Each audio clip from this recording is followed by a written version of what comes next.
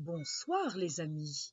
Ce soir, je vais vous raconter une histoire, Les collines du fantôme de Marie Bléton. Cette histoire, c'est la rencontre de deux artistes. Une peintre québécoise, Marcelle Ferron, que nous avons même vue au Musée des Beaux-Arts. Je vais vous la présenter. Voici Marcelle Ferron. Et une auteure-interprète musicienne, Marie Bléton, passionnée d'art. Vous êtes prêts? Les collines du fantôme.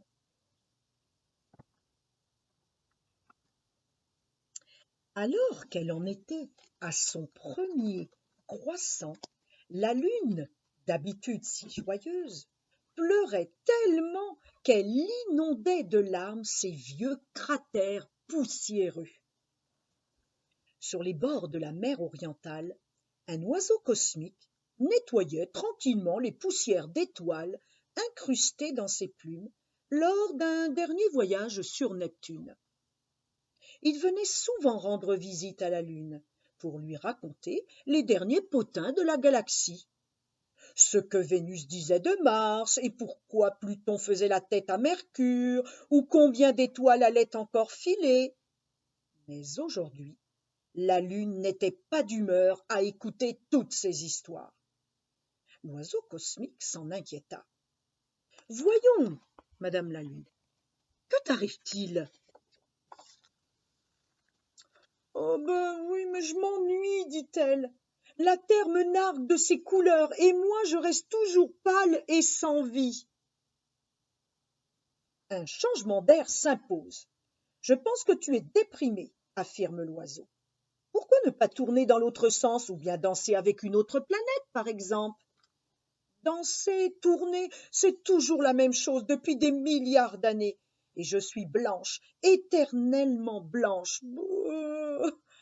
Blanche, oui, mais combien brillante! Sais-tu que des milliers d'enfants te regardent dans le ciel le soir en s'endormant? Je ne brille que grâce au soleil, marmonne-t-elle. Sans lui, je vivrais toujours dans l'ombre. Certaines princesses rêvent pourtant de posséder une robe couleur de lune, continue l'oiseau pour la consoler.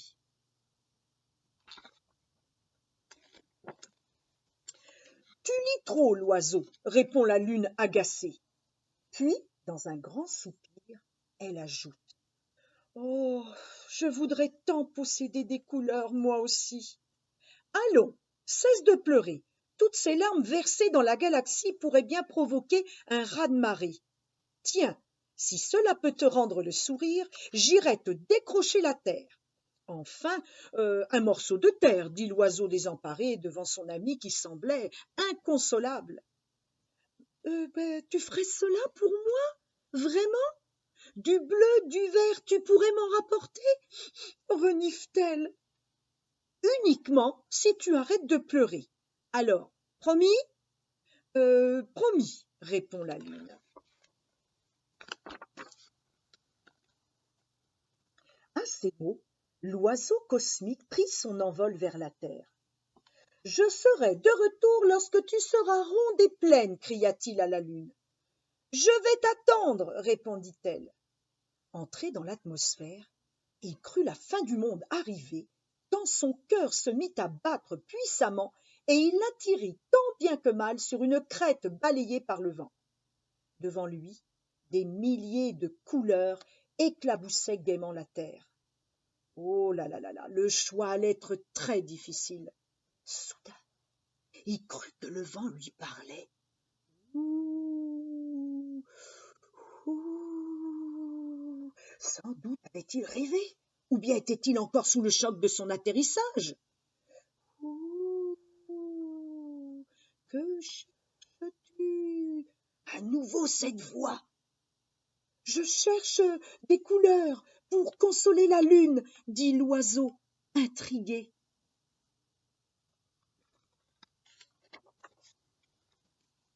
Ah ah ah ah, résonna la voix. Des couleurs pour la lune, voyez-vous ça? C'est vrai qu'elle est un peu, palote, la lune.